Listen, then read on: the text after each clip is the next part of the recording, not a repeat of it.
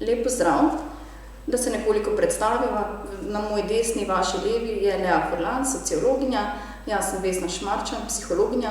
Obe dve sva zaposleni na Centru za preprečevanje odvisnosti, ki deluje v okviru Nacionalnega inštituta za javno zdravje na območni enoti Maribor. Tema najinega današnjega predavanja je zgodnje identificiranje mladostnikov, ki posegajo po drogah, in ustrezna pomoč. Ključno, kar bi midve želeli danes povedati, je, da je treba res mladostnike ustaviti v teh zgodnjih fazah, ko še ne govorimo o zasvojenosti, lahko pa že opazimo ene prve znake in je potrebno, da odreagiramo res takrat, saj takrat ta pomoč lahko najbolj učinkovita, najhitrejša in tudi droga še ne posega na preostala področja njihovega delovanja.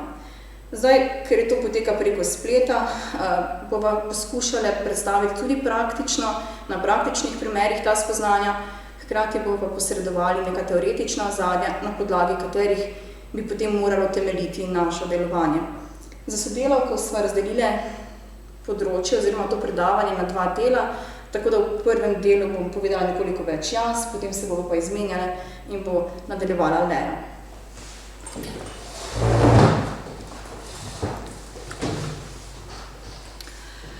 Če nekoliko več povemo o našem centru, torej, Center za preprečevanje odvisnosti se nahaja tukaj na lokaciji v Mariboru, dokaj v centru, tako da smo dosegljivi uporabnikom.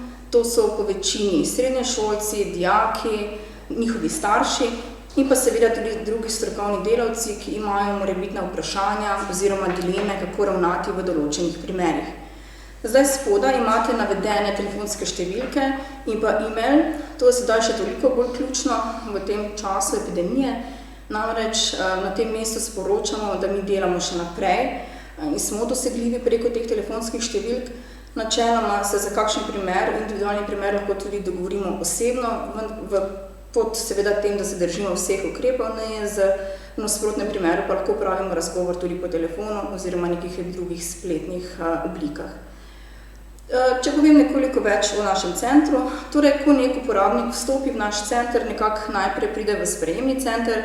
Tukaj se opravijo te informativne, motivacijske aktivnosti, na podlagi katerih dobimo nekoliko boljšo sliko o samem problemu in se potem na podlagi tega tudi odločimo, ali osebo napotimo v drugo inštitucijo, v primeru, da naša ni ustrezna, oziroma jo napotimo v enega izmed naših dveh programov, to je socialna rehabilitacija eksperimentatorjev in pa socialna rehabilitacija odvisnikov. Socialna rehabilitacija eksperimentatorjev je program, ki povprečno nekje traja 1 leto, je namenjen predvsem, tej mlajši populaciji, povprečna starost je nekje 16 let. Tukaj gre predvsem za srednješolce, tudi osnovnošolce, ki nekako začenjajo eksperimentirati z drogo, ne govorimo pa še o zasvojenosti. Drug program, socialna rehabilitacija odvisnikov, pa je program, kjer že govorimo o zasvojenosti z drogo. Program tudi traja dlje časa, 3 leta, seveda potem pa sledi suportivna spremljevalna skupina, kar je ključno, da pri obeh programih vzporedno poteka terapija družine, namreč starši so v našem programu ključni za pomoč mladostniku, da nekako organizira svoje življenje in da nekako ubeži problemu droge. Zdaj, kaj je tisto, zaradi česar smo začeli intenzivno delati s strokovnimi delavci, tako svetovalnimi delavci kot učitelji, so neka naša opažanja, s katerim se srečujemo na terenu, in sicer gre predvsem za dva opažanja. Prvo opažanje je, da se nekako širi ta zelo toleranten odnos do problematike drog. To se dostikrat opazi preko raznih izjav, ki jih slišimo, od tega, da to ni škodljivo, da to danes vsi počnejo, da je trava celo zdravilna. Na nek način torej se kaže, da toleriramo poseganje po drogah pri mladih. Dosti pri tem prispevajo tudi mediji z raznimi zavajajočimi sporočili, to bomo nekoliko videli v nadaljevanju. In pa ta tolerantni odnos se kaže tudi v tem, da se potem ravno zaradi tega prepogosto odzovemo prepozno. To pomeni, da nekako se odzovemo takrat, ko je problem že zelo daleč, ko je mladostnik bodisi že na tem, da ga izključijo iz šole, da ima kakšne kazenske ovadbe in da je njegovo poseganje po drogi že vsakodnevno in očitno problematično. Drugi del realnosti, s katero se danes srečujemo, je tudi ta, da vse več dobivamo mi na razgovore tudi starše, ki so sami imeli izkušnjo z drogo ali poznajo koga, ki je imel izkušnjo z drogo. In to ni več samo del njihove mladostniške izkušnje, ampak jo vlečejo tudi v sedanjost. Na ta način, da še sami mogoče tudi zdaj posegajo po drogi, ali pa imajo družbo, ki občasno posega po drogi, pa ne opažajo problema zaradi tega, ker so to odrasli, ki morda celo funkcionirajo. Imajo službe, imajo družine in jim življenje na nek način teče. In potem pri svojem mladostniku težko zavzamejo neko jasno stališče oziroma netolerantno odnos do droge. Drugo opažanje, ki nam je prav tako pomembno, je pa to, da ko na nek način zaznamo problem in se odločimo, da se na njega odzovemo, pa je to odzivanje pogosto neustrezno, lahko celo napačno. Tu še zmeraj govorimo veliko o tej napačni, škodljivi preventivi. Še zmeraj zasledimo primere, ko se na šoli na ravni razreda odvijajo predavanja z raznimi videoposnetki samega zadevanja, kar je lahko škodljivo. Prav tako je problem v tem, da dostikrat se nekako napačno loteva, ali gre za univerzalno ali selektivno preventivo. To pomeni, da velikokrat dobimo klic strani šol, da so imeli nek problem na končnem izletu, da so zaznali mladostnike, 3, naprimer, ki po drogi so posegli, torej so kadili travo in bi sedaj želeli imeti na ravni celega razreda eno obliko predavanja. Tukaj je ključno vedeti to, da se moramo vprašati, čemu je naša preventivna akcija namenjena, kdo je tisti, ki bo poslušal, kakšni so cilji. In v primeru, da govorimo o 3 mladostnikih, ki že imajo težave z drogo, torej ne more biti ustrezno, da zgolj na ravni razreda poslušajo splošno predavanje, temveč bi bilo potrebno, da ta problem naslovimo prav tam, kjer je nastal, torej pri mladostnikih.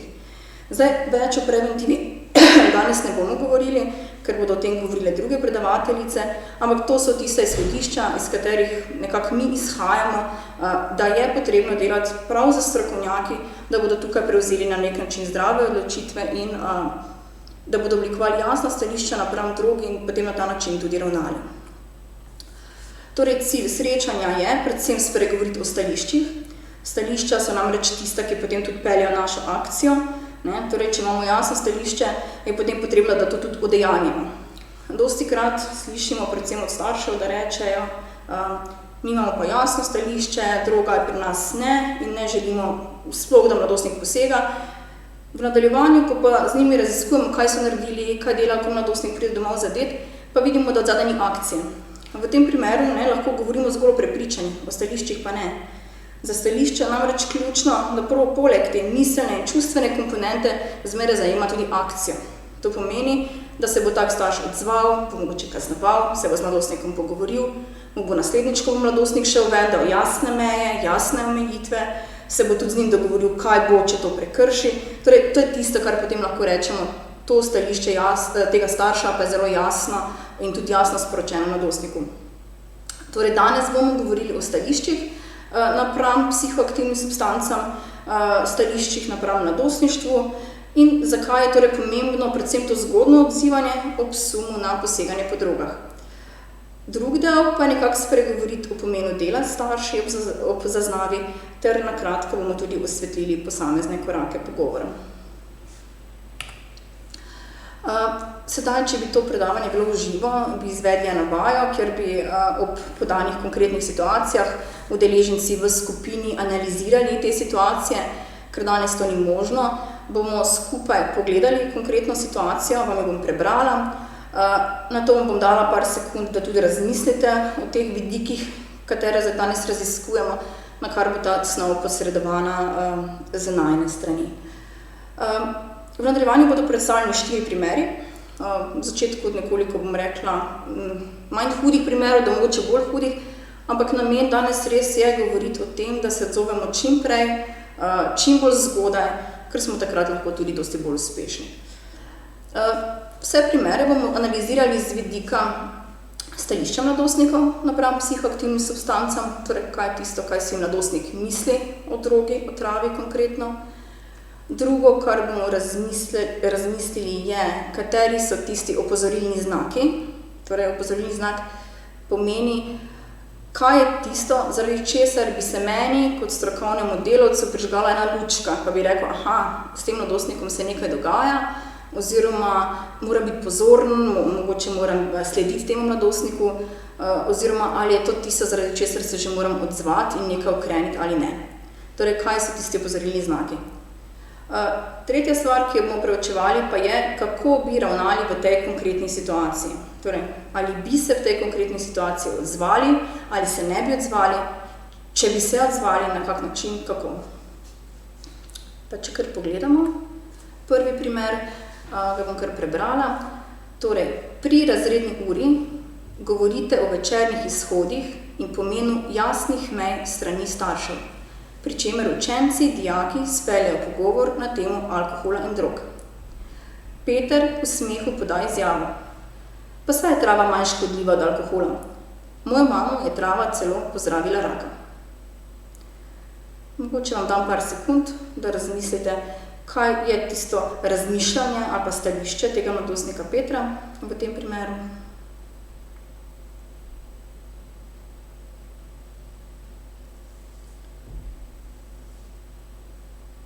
In če v nadaljevanju razmislite, so kakšni opozorilni znaki tukaj, zaradi katerih bi rekli, za Petra nas pa skrbi, mogoče pa se pri njemu zna razviti kakšna težava v zvezi z drogo.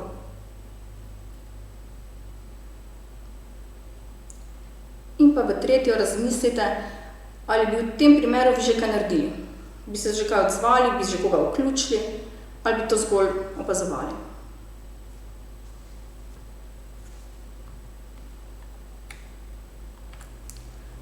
Če sedaj pogledamo skupaj, v tem primeru je bilo to stališče zelo, bom rekla, direktno, tudi ubesedeno, in sicer prvo, trava je manj škodljiva od alkohola, od nje ne moraš biti zasvojen. Drugo stališče, ki je bilo povedano, pa je, trava je zdravilna, se uporablja na primer za zdravljenje raka. Kar lahko vidimo iz tega primera, je, da sta oba stališča zelo tolerantna in kot taka škodljiva, saj bi mladostnik s tovrstnim razmišljanjem lažje posegel po drogi, kot nekdo, ki bi tukaj imel že v štartu zelo direktna, jasna stališča, trava je škodljiva, je nevarna, od nje lahko postaneš na primer zasvojen. V nadaljevanju bomo ta dva stališča tudi malo pogledali natančneje in vam bomo podali teorijo odzadaj. Namreč, kar je ključno pri delu za stališči, je to, da smo dobro informirani, da imamo veliko znanja, saj na ta način jasneje oziroma pridemo do tistih ustreznih stališč.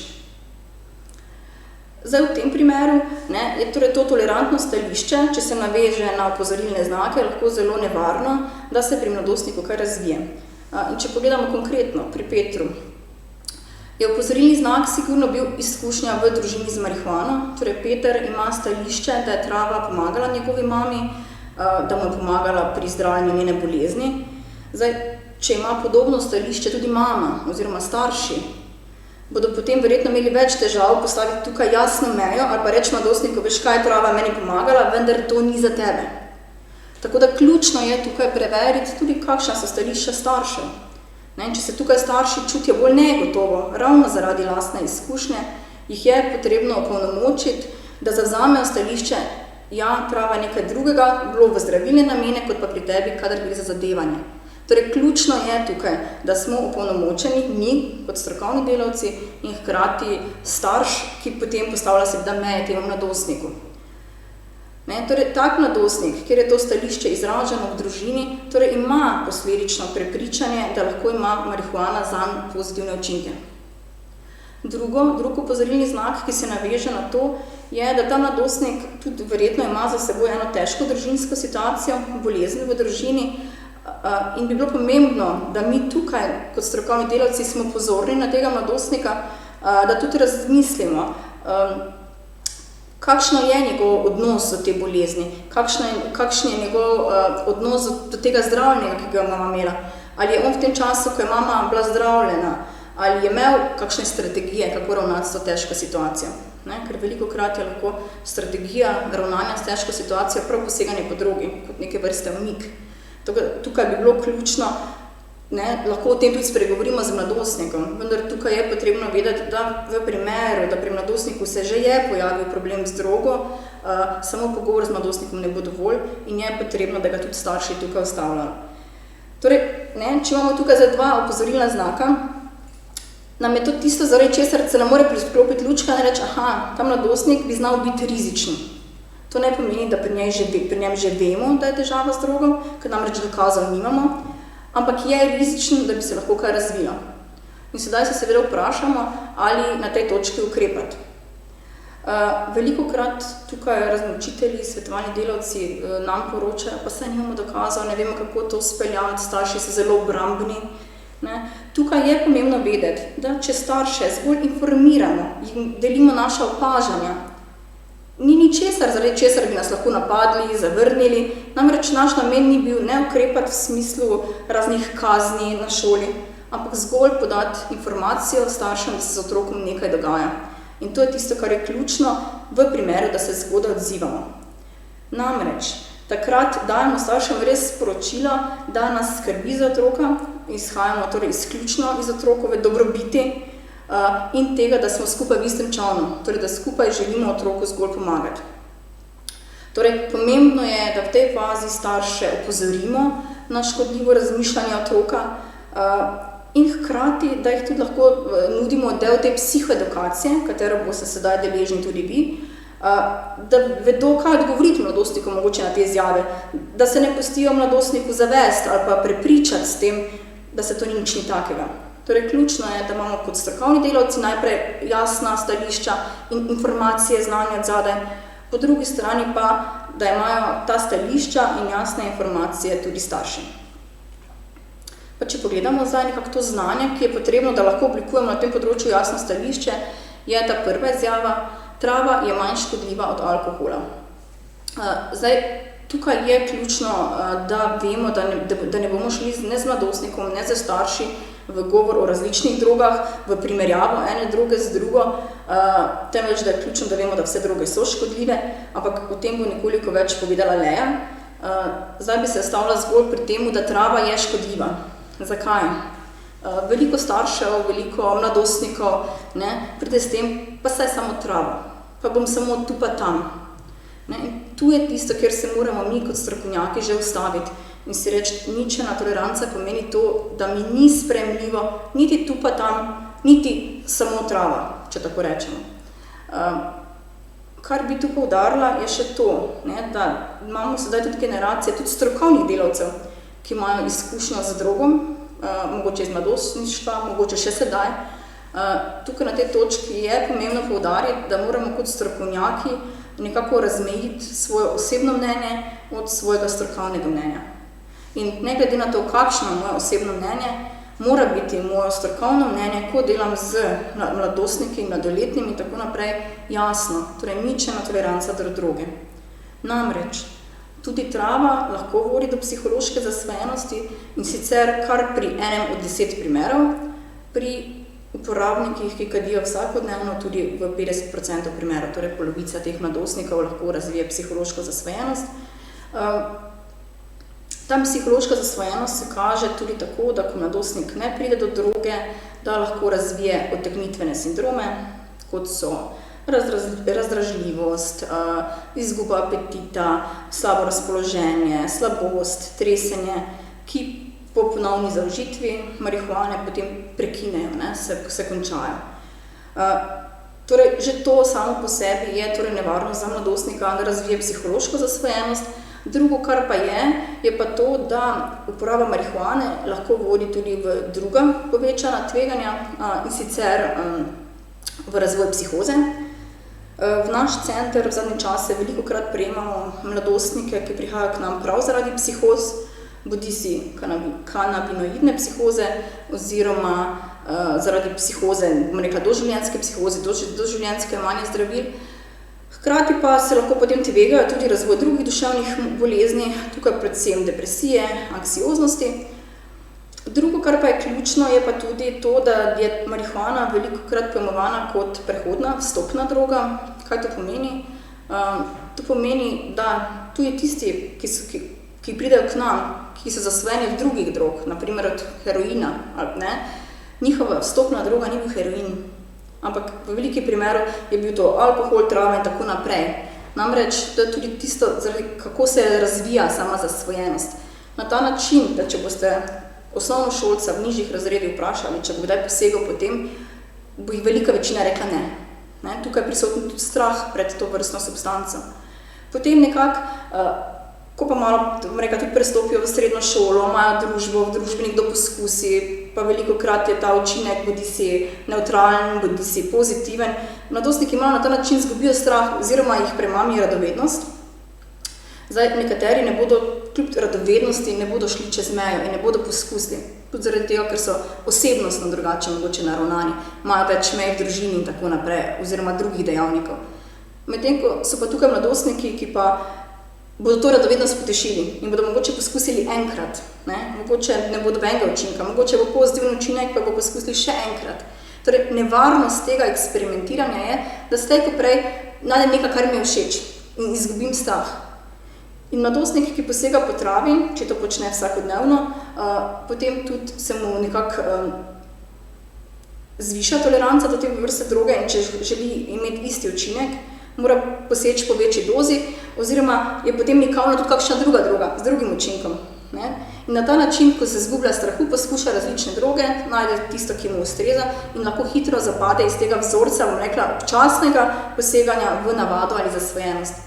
Zato pravimo, da pri mladostnikih, ki posegajo po drogah, je večje tveganje, da potem posežejo po drugih prepovedanih substancah. Poseganje po marihuani ima potem tudi povečano tveganje za ustrezno delovanje endokanabinoidnega sistema, to bo pojasnila sodelavka Lea, in pa za slabši akademski uspeh. Namreč velikokrat, kadar gre za neko redno poseganje, potem zraven sledi tudi izostavanje od pouka, tudi potem slabše ocene, tako da to je tisto, kar je v šoli tudi, bom rekla, v prvih fazah najbolj opazno. Drugo stališče, ki je bilo pri tem Petru problematično, je, torej trava je zdravilna, se uporablja za zdravljenje raka, kar je bila njihova izkušnja v družini. Tukaj je pomembno, da kot strokovnjaki nekako imamo jasno stališče, da razlikujemo med medicinsko rabo marihuane ter med marihuano kot sredstvom za zadevanje. Kaj to pomeni? Medicinska konoplja in njeni derivati se že uporabljajo v primeru, že nekaj časa sedaj uporabljajo v primeru bolezni, vendar tako kot vsako zdravilo ima tudi to negativne učinke, ki pa jih za voljo zdravja, oziroma na nek način postavimo na tehtnico, te pozitivne učinke in negativne učinke in za voljo tega, ker nam pomaga pri zdravljenju bolezni, pač te negativne učinke nekako sprejmemo v zakup, pravimo pač izberemo manjše zlo. Pri mladostniku, ki posega po drogi, pri zdravem mladostniku, ki posega po drogi, vsekakor ne moremo govoriti o uporabi marihuane v zdravstvene namene, temveč izključno sredstvu za zadevanje in torej neizbežnim negativnim učinkom. Zato je ključno, da tu v primeru, naprimer, da imamo takšnega starša, tudi staršu pojasnimo, da gre za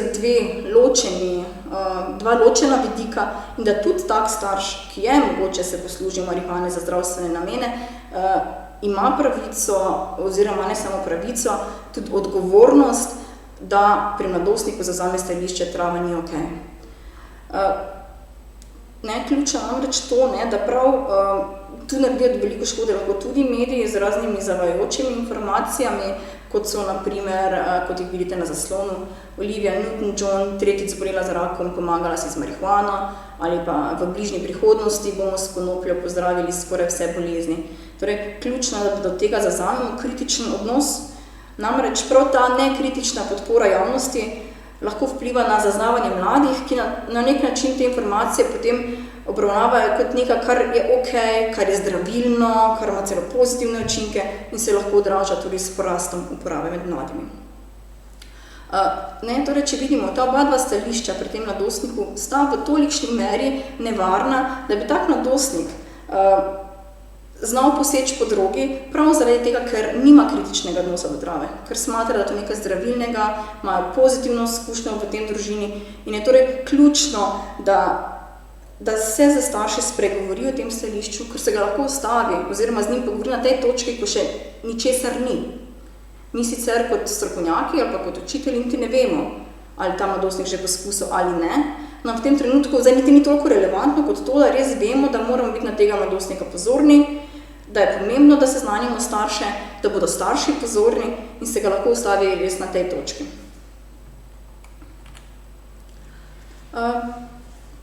Če gremo zdaj na primer 2, nekako pozabila sem povedati, da na koncu bo možnost tudi vprašanj, tako da, če imate kakšno vprašanje zdaj med tem, ko to poslušate, dajte si ga pribeležiti in bomo na koncu za sodelavko tudi na ta vprašanja odgovorili. Ok, pa poglejmo primer 2.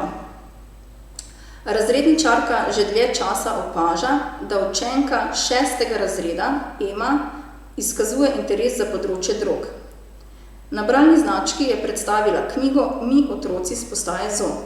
Je nekoliko menjala družbo vrstnikov, s katerimi se druži v času odmorov, in sicer se veliko zadržuje s fantom, ki je ponavljal razred in se je letos pridružil Eminemu razredu. Ema je bila s strani ene učiteljice tudi videna, kako se poljublja za šolo. Ko pri enem izmed predmetov učiteljica govori o varovalnih dejavnikih za zdrav razvoj, pri čemer kot primer navede, da lahko zgodnji poskusi drog hitreje vodijo v zasvojenost in druge težave, Ema izpostavi. To ne bo držalo. Moj oče je tudi kadil, ko je bil mlad, pa je zdaj uspešen direktor. Tudi sosed mi je povedal, da v srednji šoli vsi kadijo travo.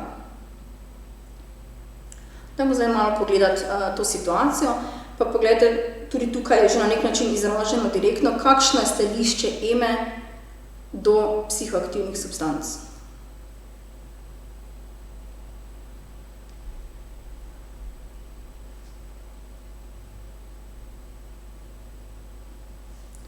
Okay. Poskušamo zdaj poiskati še opozorilne znake, torej poleg samih stališč, ki jih ima Ema, kaj še tisto, zaradi česar bi bili pri Emi na preži, oziroma bi imeli nek pomislek, aha, to bi bilo pomembno preveriti.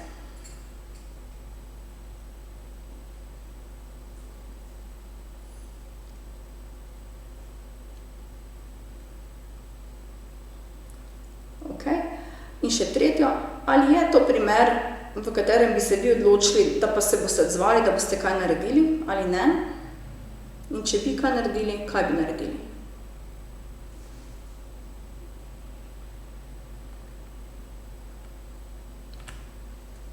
Ok, če ponovno pogledamo sama stališča Eme do psihoaktivnih substanc, lahko vidimo 3 takšne točke, in sicer prva, pas, psihoaktivne substance so del odraščanja. Tudi mi smo kdaj imeli izkušnjo ali pa znamo koga, pa se nič ni zgodilo. To je tisto, kar sem nekoliko že povedala v uvodu. Drugo, saj danes vsi to počnejo, to je nekaj normalnega. In pa tretje stališče, saj kadijo marsikateri uspešni ljudje od umetnikov poslovnežev. Torej, tudi v tem primeru lahko vidimo, da je zelo tolerantno stališče, vsa stališča so res vezana na to, da to je nekaj normalnega, to vsi počnejo, to je del mladostništva. Zdaj, če se slučajno najde od strokovnjakov, ki ima podobno razmišljanje, lahko vidimo, da če imamo takšno stališče, potem pri mladostniku, ki zaznamo, da mogoče je posegel po drogi, ne bomo ukrepali, ker bomo smatrali, aha, vse to je nekaj tistega, kar se dogaja v večini, kar bo minilo samo od sebe. In to je tisto, čemur moramo danes nekako posvetiti več pozornosti in bom tudi v nadaljevanju o tem malo več povedala. Če pa pogledamo, kateri so pa še drugi opozorilni znaki, da pa ta Ema na področju drog morda zna biti rizična, pa lahko vidimo, da je teh opozorilnih znakov kar več. Kot prvo, nekako sva navedli menjava družbe. Tukaj je bilo vidno, da Ema nekako opušča te stare stike, da se več druži s tem fantom, to je učno neuspešnim fantom, ki je tudi ponavljal razred. Tako da prvo, bom rekla, taka žarnica ali pa vprašaj, ki se nam tukaj mora pojaviti, je že vprašanje, kaj se s tem fantom dogaja. Ali je to zdaj ustrezna družba, kak bo tu v nadaljevanju z učno uspešnostjo od Eme.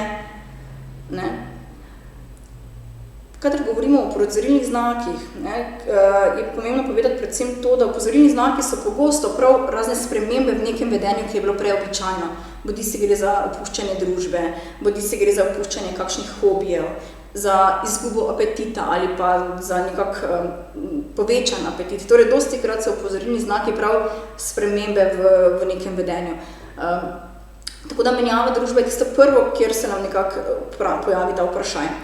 Drug opozorilni znak v tem primeru je ta zgodnji interes za drugi spol, torej govorimo o deklici v 6. razredu, kjer to, da je videna za šolo, da se poljublja, lahko bom rekla, en tak vprašujoča stvar, torej ali je to gre za prezgodnjo intimnost oziroma morebitno udejanjanje intimnosti in torej mora biti tudi tukaj, bom rekla, moramo biti na njo pozorni.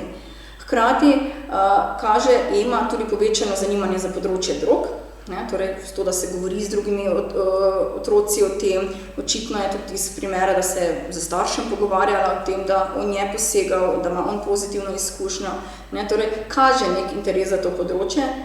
Kot zadnje pa seveda to, da pozna izkušnjo starša, ki danes je uspešen, kar si lahko hitro privede do tega, da pa se to ni nič nevarnega, da je to nekaj okej, se tudi njen starš to počne. Hkrati nam je ta zadnji opozorilni znak, to, da starši imajo to izkušnjo, tudi nam en vprašaj, kakšno pa je stališče staršev do psihoaktivnih substanc. In to je tisto, kar bi bilo fajn, da tudi mi preverimo oziroma da naslovimo. Namreč pogosto je lahko, če imamo sami izkušnjo, da smo potem do tega bolj tolerantni. Ni rečeno, ampak to imamo mi možnost preveriti. Tako da v tem primeru se ponovno vprašamo, ali je to situacija, zaradi katere bi se mi odzvali, bi ukrepali.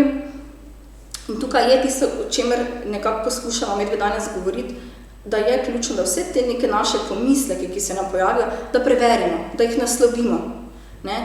Ukrepanje ne pomeni zmeraj, da damo kakšne sankcije strani šole ali da že napotimo v nek program, ampak je lahko ukrepanje zgolj to, da pokličemo starše, da jih povabimo na razgovor, da z njimi podelimo naša opažanja.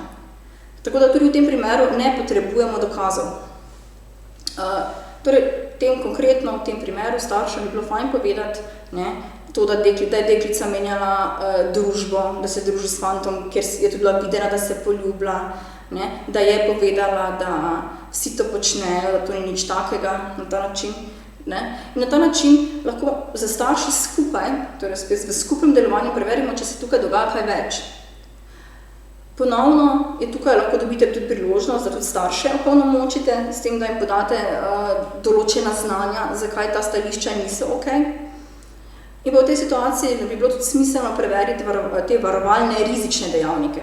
To pomeni, da skupaj za starši spregovorite o tem, kakšne so meje, ali spremljanje na družbo, ali deklica zahaja kam ven, kak je z njenim učnim uspehom, ali se opaža, da bi kaj delala manj doma in tako naprej. Tukaj bi se lahko tudi starše educiralo tudi o možnosti izvajanja urinskega testa. Pri nas, kadar gre za mladostnike, pri katerih starši sumijo, da mladostniki so poskusili, zmeraj jim damo to možnost, da naredijo urinski test. V tem primeru jih tudi educiramo o tem, kako izvesti test, da mora biti nadzorovan test, torej da se zraven, ko mladostnik da urin, koliko časa je droga prisotna v urinu in tako naprej. Torej, to so tista znanja, ki fajn, da jih starš ima, starš, ki že nekako sumi, da se lahko preveri. V primeru, da mi smatramo, ko govorim mi, ves čas mislim o strokovnih delavcih, seveda to je lahko zdaj razrednik, če razrednik smatra, da teh znanj nima, je to lahko tudi svetovalni delavec na šoli. Če tudi svetovalni delavec na šoli nekako čuti, da to področje mogoče ni njegovo ali pa da bi to teže speljal, je seveda obstaja tudi možnost, da napotite v institucije, ki se ukvarjajo s to problematiko drog. Tako da pomembno je, da poznate v lokalnem okolju, katere so tiste inštitucije, ki so vam na voljo, in morda usmerite starše tudi v to institucijo. Zdaj, dostikrat se zgodi, da starši tu nekako, ker dobijo strah, zdaj bomo pa šli v eno inštitucijo, ki se ukvarja z zasvojenostjo in se tega ustrašijo, niti ne grejo. Tukaj je pomembno dati staršem to informacijo, da gre za neko iskanje pomoči v smislu samo informacij. Lahko rečete, pojdite samo enkrat, pa boste skupaj spregovorili, kaj so tisti varovalni dejavniki, na kaj morate biti pozorni in se na ta način opolnomočite. Torej, dovolj je to, da staršem videti, da včasih dovolj tudi en razgovor, da dobijo neka znanja. Zakaj je to pomembno? Dostikrat bodo inštitucije potem same ocenile, ali bi bilo potrebno več, ali je dovolj samo en razgovor. Hkrati pa dobijo starši pri vas ta občutek ali pa izkušnjo, da vam otrok je pomemben, da ste nekako skupaj naslovili ta problem in tudi kasneje, če se bo pokazalo mogoče čez en mesec, čez pol leta, čez eno leto, da tak otrok ima težave, se bo lažje obrnil k vam po pomoč, ker bo vedel, da ste vi tam bili res v smeri pomoči otroka, ne samega ukrepanja, v smislu izključitve iz šole ali kaj drugega. Ne? Tako da ključno je predvsem tukaj v tej fazi rekla odnos in da veste, da tudi vi imate možnost tudi napotiti v druge inštitucije, če smatrate, da nekako to ni v vašem obsegu moči, ki jo imate, oziroma nekem znanju, ki ga imate. Je pa tukaj res pomembno to, da nekako razredniki poznajo te dijake najbolje, tudi najhitreje bodo opazili te spremembe in je dovolj že to, da o teh spremembah na nek način obvestite starše oziroma se z njimi o tem pogovorite. Pa če zdaj pogledamo, kaj pa je na teh izjavah, ki so na nek način problematične, in sicer prva izjava je bila, torej psihoaktivna substanca je del odraščanja. Torej mladostnik, to je obdobje, mladostnik bo to zmogel sam, bo že nekako bo že odnehal sam. Torej smatramo, da je mladostnik zmožen samokontrole, da si bo na neki točki znal postaviti zrelo, zavestno odločitev, da bo prenehal, oziroma dostikrat tukaj in mladostniki in starši rečejo, pa se bom samo tu pa tam, lahko preneham kadarkoli.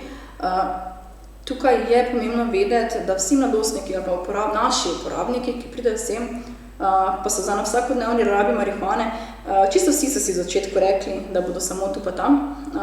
Tako da velikokrat gre to izven njihove kontrole, niti se ne zavejo, kdaj je to prišlo v redno rabo, oziroma pridejo te rabe mimo grede, ne zavejo se, kdaj so prišli iz te neke, bom rekla, občasne v navado in pa zasvojenost.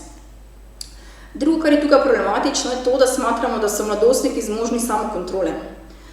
Tukaj je ključno in pomembno to spoznanje, da se prav med 11. in 25. letom intenzivno razvijajo mladostnikovi možgani in najkasneje se razvije prav ta prefrontalni korteks, ki je zadolžen za inhibicijo, za zaviranje impulzivnosti, za presojanje, torej za odločanje, ali nekaj dobro, ali ni, kaj sledi, če bom to naredil. Torej, mladostniki v štartu odločitve bolj sprejemajo na podlagi teh zadnjih delov možganov, kjer je bolj čustven del. Torej, zato pravimo, da so mladostniki bolj impulzivni. In sedaj, če to vemo, torej tudi vemo, da mladostnik ne bo vsake situacije preučil, da se ne bo vedno odločal na podlagi najboljše možne rešitve, ampak da bo včasih ravnal čisto na podlagi, bom rekla, nekih svojih čustev, svoje družbe, nekega trenutnega počutja. Zato ne moremo prepustiti vse te odločitve njemu in je torej ključno, da prav v tem obdobju, torej prehodu v srednjo šolo in celosebna šola, da si starši ne rečejo, ok, zdaj pa je on že toliko veliki, da lahko sam ve, ampak da ga prav v tem obdobju še zmeraj usmerjamo, zmeraj vodimo, omejujemo z mejami, saj bomo na ta način ga usmerili tudi v pravo smer. Torej, da ga na tistih področjih, kjer vidimo, da ni, da ga ustavljamo. Še zmeraj je to ključno. Mladostnik torej ni zmožen sprejemati zmeraj najboljših odločitev za sebe, najbolj zdravih odločitev. Drugo, kar je pomembno vedeti, je pa tudi to, da ta reaktivnost dopaminskih centrov, kar bo povedala spet malo več Leja, je prav v mladostništvu največja, kar pomeni, da tudi, če mladostnik začenja z drogo pri 13 letih, je večja verjetnost, da bo postal zasvojen, kot če bo drogo prvič poskusil, 28-letnik ali pa 30-letnik. Torej je ključno, če ne druga, zaradi tega, da so ti prvi poskusi čim kasneje. Zadnjo, kar moramo tukaj vedeti, je tudi to, da redna uporaba psihoaktivnih substanc lahko proces intenzivnega razvoja možganov prekine ali celo zaustavi, kar se pozna v raznih strukturnih spremembah možganov, tudi osebnostnih spremembah in čustvovanja in počutja in zavesti. Torej, je ključno, mladostnike v tem obdobju moramo ustavljati. Druga izjava je ta, ki jo mi zelo pogosto slišimo, to je izjava, saj pa danes vsi to počnejo, to je nekaj normalnega. Ja, s to izjavo tudi mladostnike nekako starši prepričajo, in dostikrat pridejo starši k nam pa rečejo, jaz se ne vemo, s kom se naj sploh druži, ker to vsi počnejo, sploh ne sme nikamor iti.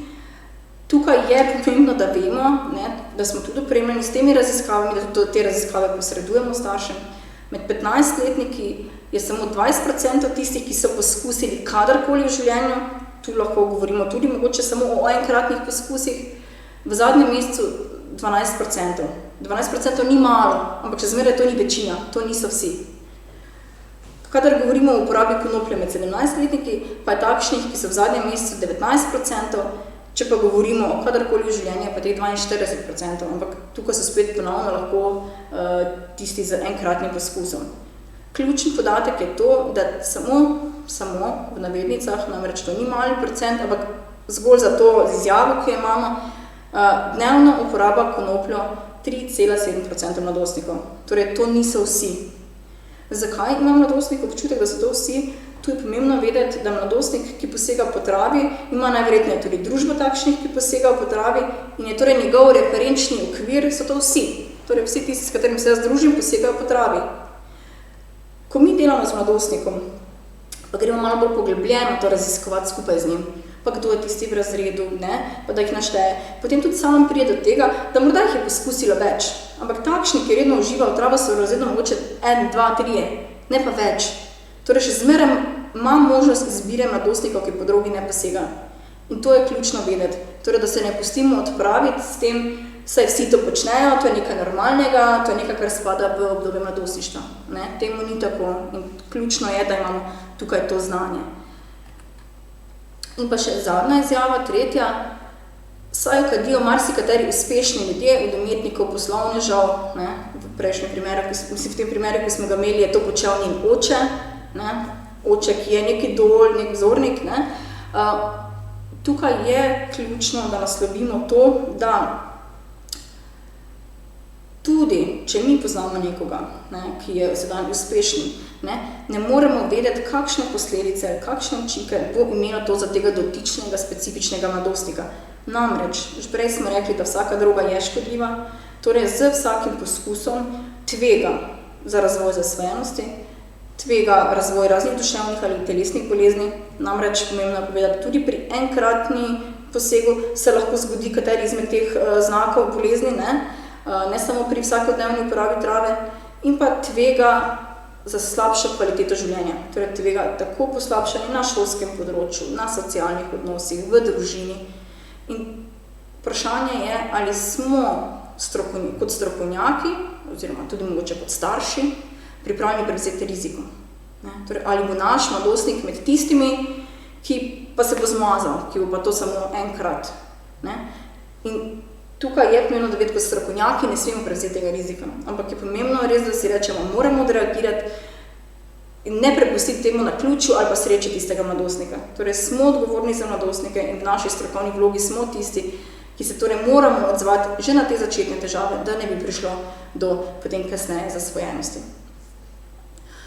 S tem jaz zaključujem moj del, predajam besedo sodelavki, na koncu pa, če bo kakršnokoli vprašanje, pa dajte postaviti.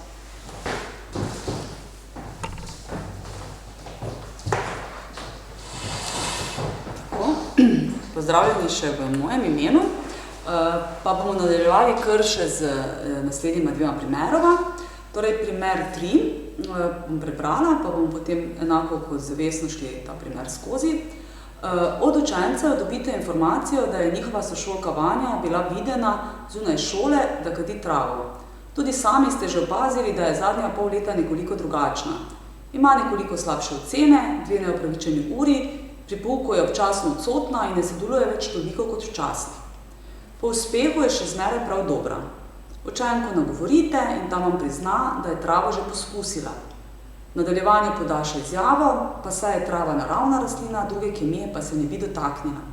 Imam prijatelje, ki so s to kemijo čisto zapadli not. Pove, da sama nima negativne izkušnje s travo in je prepričana, da se njej ne more zgoditi nič slabega. Prosi vas, da ne poveste staršem, kar vam je zaupala. Tako, zdaj, če malo vam dam čas, pa da najprej pregledate, kateri so tisti, mogoče najprej opozorili znaki, po katerih vam nekako že da misli, da se z to punco Vanjo nekaj dogaja.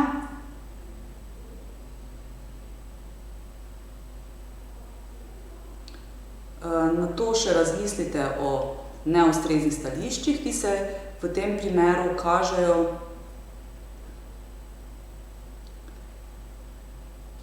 In še kot zadnje, ali bi vi tukaj že mogoče kako ukrepali, s kom se kaj pogovorili, oziroma če kaj konkretno. Dobro. Ok, zdaj tista stališča, ki so zdaj tukaj v tem primeru najbolj opazna, mogoče se celo malo kaj ponavljajo za prejšnjima dvema primeroma. Torej, trava je zdravilna, naravna in ne more škoditi zdravju. Marihuana ni trda droga, od nje ne moreš postati zasvojen. In kot tretje, zaupen odnos z mladostnikom je eden pomembnejših stebrov pomoči in dela z mladostniki. Tudi ta stališča bomo potem pač posamezna bolj natančno pogledali, tudi podkrepljeno s teorijo. Prvo bi pa še malo pogledali opozorilne znake. Zdaj, ti opozorilni znaki so zelo podobni, kot so se že kazali v prejšnjih primerih, zato ne bi preveč podrobno. Torej, upad šolskega uspeha in neupravičeni izostanki. Tisto, kar je nam vedno signal in moramo nekako sporočiti tudi staršem in pa šolskim svetovalnim delavcem oziroma drugim strokovnjakom, je, da je vsak izostanek, predvsem ti neupravičeni izostanki, znak, da se z otrokom nekaj dogaja. Mladostniki, mogoče v šolskem letu je kakšen izostanek, ki gre tudi morda samo za to, da se kdo hoče izogniti kakšnemu spraševanju. Večinoma pa mladostniki potem se družijo zunaj, počnejo stvari, ki so neustrezne, ali tudi so cigareti, alkohol, slej ko prej tudi kakšne prepovedane droge, se zunaj so ponavadi učenci, ki počnejo stvari, ki so nekako na meji tudi prepovedane stvari. Torej se spremembe vedenja so tiste, ki so tukaj nakazane in nekako upad motivacije za šolske obveznosti. Tukaj je tisto pomemben podatek, da marihuana izredno vpliva na ta motivacijo za delo, upade, nekako vsi mladostniki, ki hodijo k nam, povejo čez čas, da jim je bilo do šole, ni bilo več jim šola toliko pomembna, da jih to več ni zanimalo in da je vedno pogosteje jih je zanimalo samo še, kako priti do droge, kako priti do prijateljev.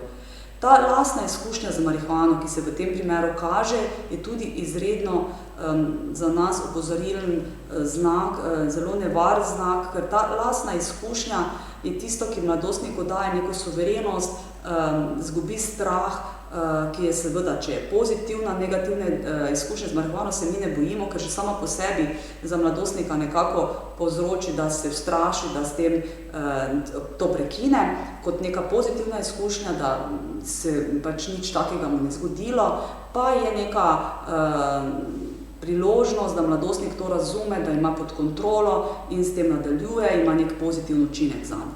Družba, ki poseba po marihuani, je tudi zelo pomembno opozorilni znak, kot je že tudi Vesna povedala, da mladostniki se nekako v družbi počutijo še potem bolj si podobni, nekako krepijo ta pozitiven odnos do marihuane, se v tem vedenju in razmišljanju še utrjujejo. In tudi to je zelo nevarno, rizično za potem razvoj zasvojenosti ali utrjevanje nekega vzorca vedenja, ki za mladostnika mu nudi neko ugodje na začetku, kasneje pa lahko vodi tudi v neke negativne posledice. Zdaj ukrepanje. Ukrepanje je zelo podobno, kot je bilo v primeru 2. Zdaj ne bi šla nazaj, ampak glavno gremo o tem, res je zato, da je pomembno, da mi moramo kot učitelji ali drugi strokovni delavci vse naše opažanja predati naprej staršem. Ker, veste, najlažje je povedati, ko imamo že dokaze.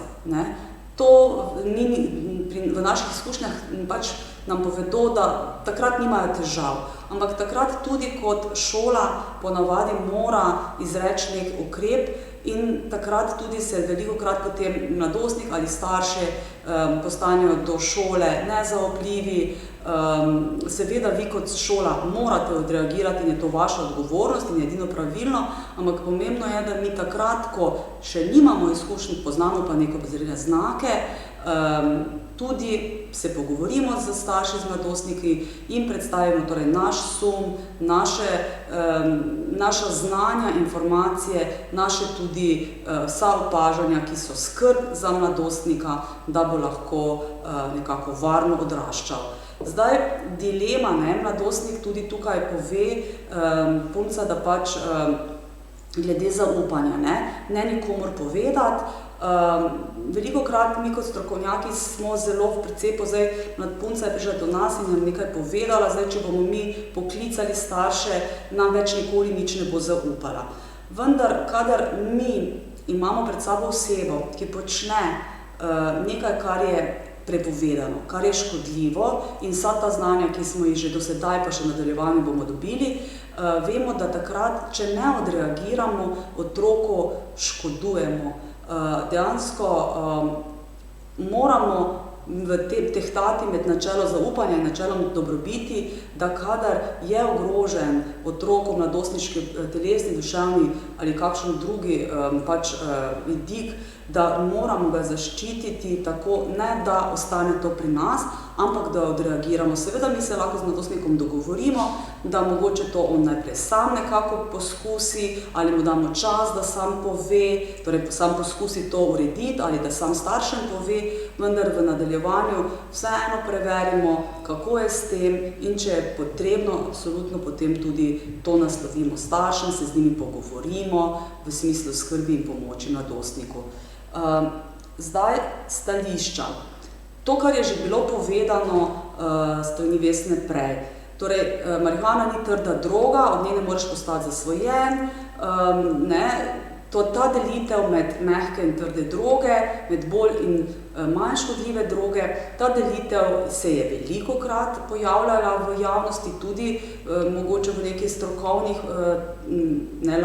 bolj neki strokovnem sferi, toliko, kaj se tiče drog, ampak mogoče v šoli ali pa drugje, vendar ta delitev drog je umetna. Mi ne moremo govoriti o varnem načinu drogiranja. Zdaj, kakšni pa bodo seveda učinki pa posledice, je odvisno od vrste droge, od količine, pogostosti, intenzivnosti, vendar tudi je zelo pomembna in odvisna od vsakega posameznika, od tega, kakšne družine živi, kakšna ima vzgled, to, kar smo že iz teh primerov povedali. Zato spet tvegati, da je trava manj škodljiva kot kakšna druga, je že Vesna dobro povedala, katere so tiste nevarnosti in tveganja in pasti, ki lahko nekako privedejo do resnih težav. In mi ne moremo vedeti, kakšne bodo posledice. Tudi ko vprašamo naše uporabnike, zase so bili prepričani, da ne bodo poskusili drugih drog, da ne bodo tako intenzivno in skoraj ne morejo verjeti, recimo, da se jim je to potem zgodilo. Zdaj, to, kar je tudi zelo pomembno vedeti, je, kako delujejo možgani. Kadar mi posegamo po drogah. Torej v možganih, to je zagotovo ste že kdaj slišali, obstaja en sistem nagrajevanja. Torej v možganih je en limbični sistem, torej več področij, ki nekako uravnava našo sposobnost občutanja ugodja, užitka, ali temu rečemo dopaminska pot. Zakaj tukaj gre? Gre za to, da pač mi v življenju, da počnemo stvari, ki so za nas zelo življenjsko pomembne, nujno pomembne za preživetje, so nam, ko to naredimo, to počnemo, nam nudijo neko ugodje, užitek, potrditev, zadovoljstvo, srečo. So pa ponavadi velikokrat ta vedenja lahko tudi zelo tvegana, nevarna, nam nekako tudi za nas tudi nekako zastrašujoča, vendar, ker so življenjsko pomembna, jih kljub vsemu moramo izpeljati. Torej, govorimo o čisto življenjski potrebi za preživetje, v smislu prehrane, reprodukcije, torej tudi spolnost, potem ustvariti si dom, poiskati si, neko izobraževanje, poiskati si službo in to so velikokrat oditi od doma, lahko zelo naporne, zahtevne stvari in je pomembno ta funkcija tega sistema v možganih za nagrajevanje je ta, da nam, ko mi ta vedenja ponavljamo, nam dajo zelo močen občutek zadovoljstva, ko to naredimo. In ta vedenja seveda zato ponavljamo. In tukaj, ko mi počnemo te stvari, se v naših možganih sprožajo hormoni dopamina, pač dopamin in to nam povzroča nek užitek. In po enaki poti delujejo tudi droge. Torej, na enak način kot nekateri, torej ti naravni rečevalci, ko smo rekli hrana, spolnost ali tudi kariera, služba, pač vse, kar nekako je nujno potrebno za preživetje. Torej, se enako, ko vnašamo mi drogo posredno ali neposredno, se aktivirajo tisti centri v možganih in se sproža dopamin. In s tem mi dejansko čutimo neko ugodje, poveča nam neko motivacijo, željo, da nadaljujemo z poseganjem po drog. Dejansko nas nekako droge ugrabijo naše možgane. In zato mi ne moremo govoriti o tem, da so ali neke droge manj nevarne kot druge, manj zasvojive kot druge. V mladostniku sprožijo občutke ugodja, potrebo, motivacijo, željo po ponovnem poseganju in je v bistvu nekako skoraj nepomembno, ali katera vrsta droge je, na koncu koncev tudi nepomembno, katera aktivnost. Lahko smo torej zasvojeni in ta dopamin se sprošča tudi recimo ob kakih, ne vem, delu, zasvojena za spolnostjo, v nekem športnim dosežkih, karieri, kadar mi to doživljamo veliko zadovoljstvo in nekako zanemarjamo tudi ostala področja našega življenja. In zdaj nadaljujemo s 4. primerom, pa ga bom kar prebrala. Učenec Miha je v razredu utrujen, pri uri matematike se naslanja nad mizo, po uri ga nagovorite glede njegovega vedenja, potem Miha pove, da je bil dan prej nekoliko dlje zunaj, ker je njegov starejši brat praznoval 18. Vprašate ga o tem, kje je bil, kako dolgo in kakšen je bil dogovor s starši. Ko vam pove, meni starši vsak petek dovolijo ven, saj smo se že vse pogovorili, imamo dogovor, lepo se imej pa po pameti. Tako, zdaj mogoče, da malo razmislimo spet, kateri so tista stališča ali mladostnika ali tudi morda starša, ki so neustrezna.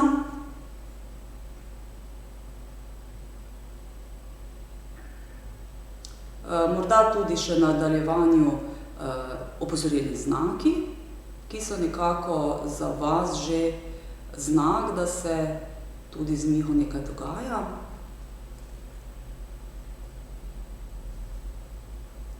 In kako bi odreagirali, če bi.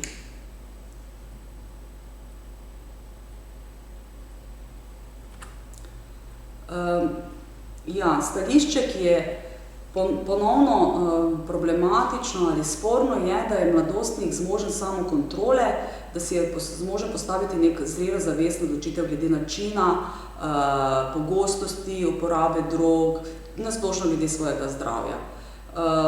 Zdaj, tisti, ki so opozorili znaki, so v tem primeru sprememba vedenja ponovno, neka utrujenost, nezainteresiranost, na to pogosto odhajanje od doma tudi zvečer. Glede, tukaj je pomembno vedeti, da v družini najverjetneje ni jasnih mej, oziroma da so meje zelo ohlapne in da mladostnik že pri svoji starosti lahko odhaja od doma in da je to nekako tvegano družinsko okolje oziroma tvegano okolje za tega mladostnika. Zdaj, kako ukrepati? Seveda je pomembno ponovno podati, tu se ne bi ponavljala, ampak vedno se vračamo k temu, podati svoje opažanja staršem, podati svoje skrbi, dileme, pomisleke in dati tudi neko psihoedukacijo, ki jo bomo sedaj pogledali. Zdaj, to pogovor z mladostnikom o psihoaktivnih substancah in da če bo imeli dovolj informacij, bodo mladostniki varni in potem bomo mi zdaj naredili neko predavanje, se bomo z njim pogovorili in zdaj mladostnik ve o vseh negativnih posledicah, o vseh negativnih škodljivih učinkih in sedaj smo varni in lahko zaupamo, da mladostnik po drogi ne bo več posegal. Tukaj izjave so podobne kot to bi še enkrat mogoče na kratko, da prebirajo literaturo povezano z izkušnjo nekega mladostnika glede drog ali da jim vi poveste kakšno lastno izkušnjo in podobno. Seveda, kaj je bistveno? Z mladostnikom se je treba pogovarjati o škodljivih in škodljivi rabi drog, o negativnih posledicah, tudi o zakonodaji, vendar ni dobro, celo je lahko kontraučinek, da se z mladostnikom pogovarjamo in naštevamo droge in govorimo o vseh učinkih, o vrstah drogiranja in podobno. Zakaj je to problematično?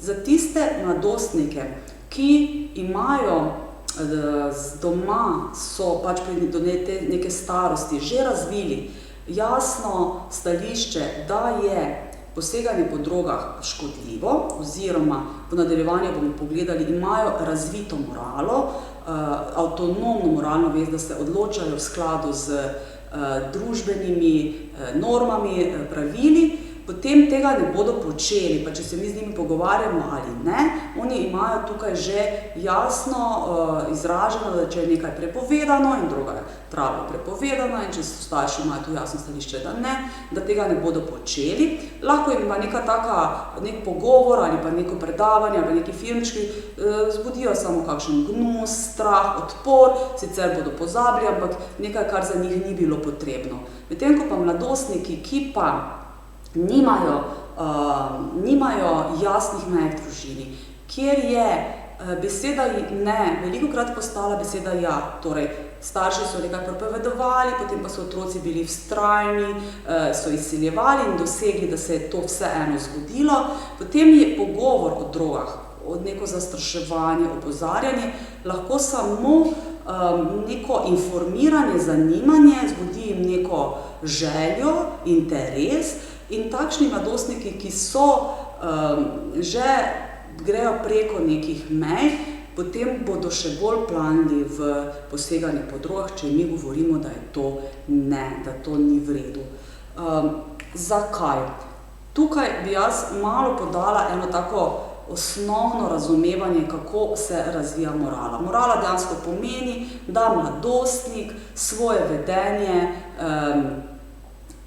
uskladi z tem, kar je v družbi normalno, nek pravilo, nek družben red, s čemer se vsi strinjamo, zdaj je lahko to čisto pravno, formalno, zakonsko ali nekaj, kar je neformalno, ampak nekako se vsi tega držimo, nek etični kodeks.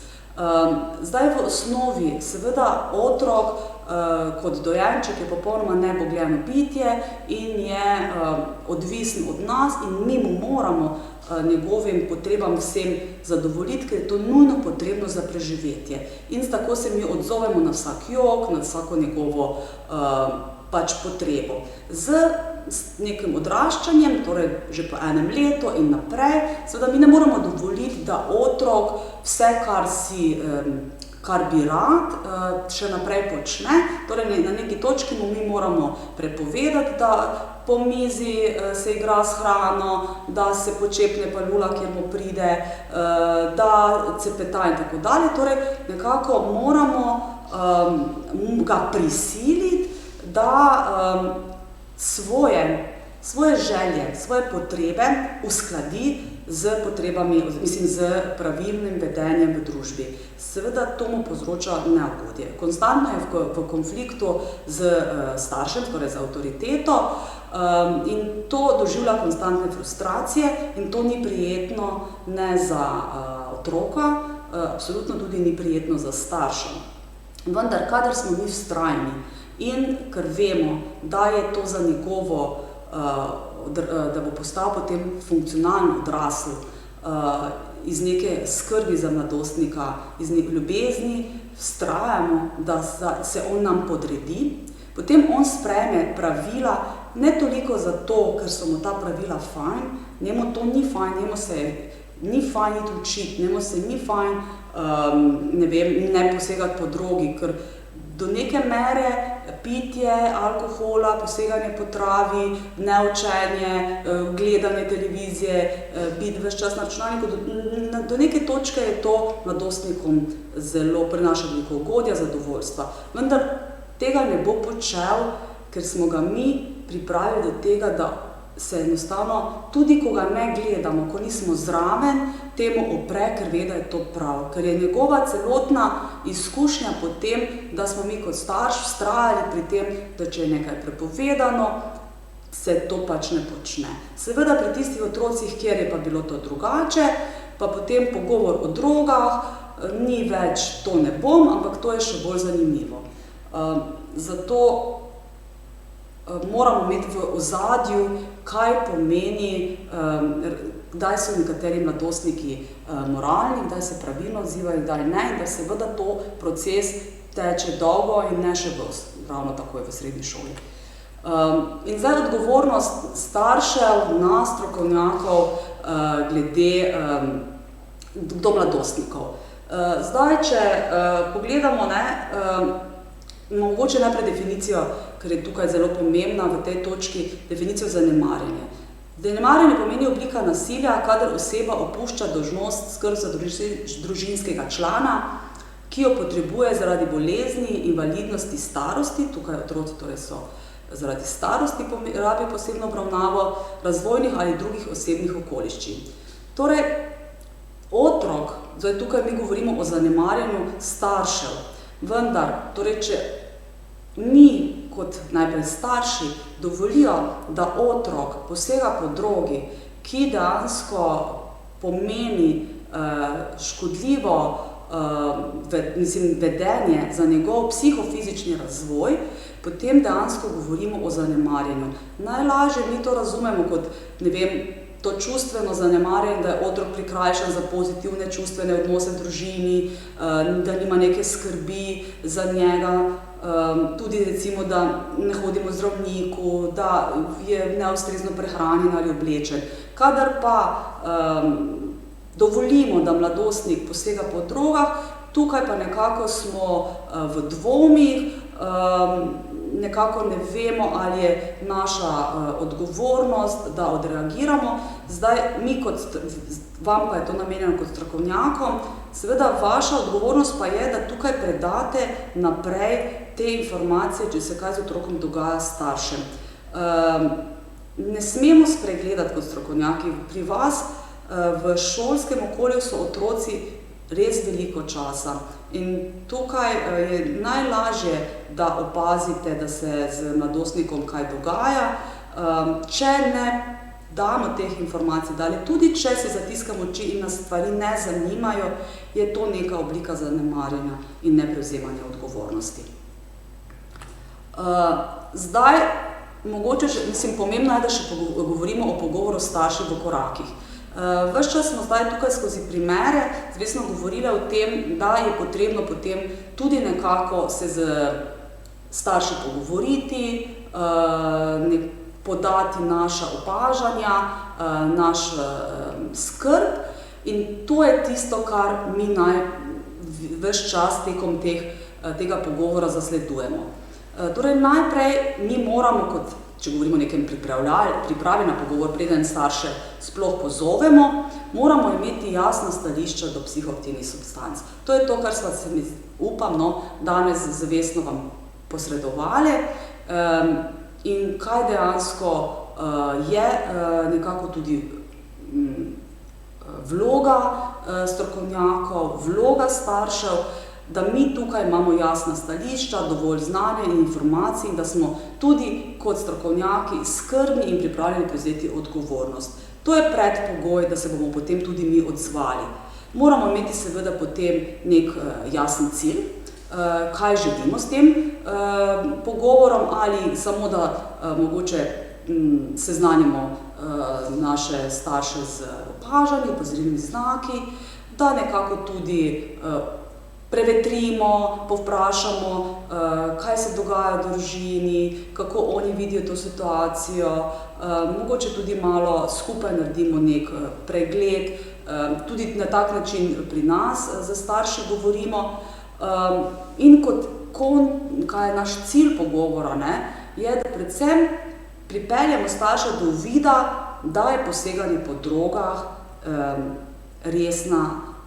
resna stvar, da je to lahko, kam se to lahko vodi, in da nekako pripeljemo starše do tega, da začne mladostnik spreminjati svoje vedenje.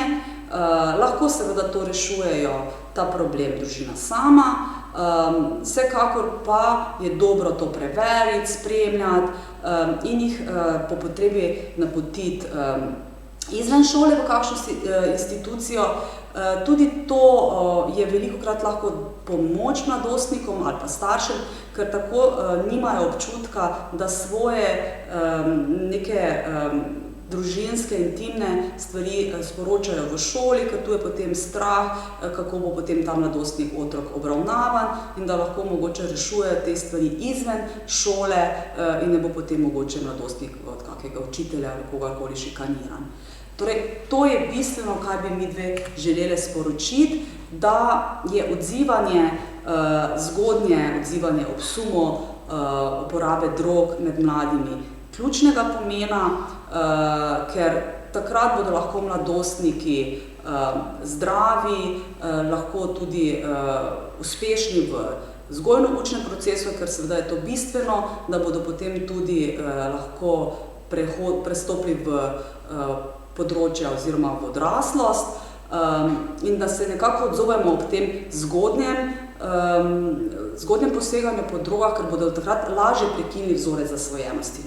Ker mi smo govorili o tem, da se v možganih utrjujejo vzorci, ki nam nudijo ugodje, užitek in seveda takrat je potem reševanje težav povezanih z drogo veliko in je reševanje težje. In tudi takrat so starši odklonilni in velikokrat potem povejo, da nam nihče ne more pomagati, seveda, ker so problemi tako nakopičeni, raznovrstni, da je to zelo težko.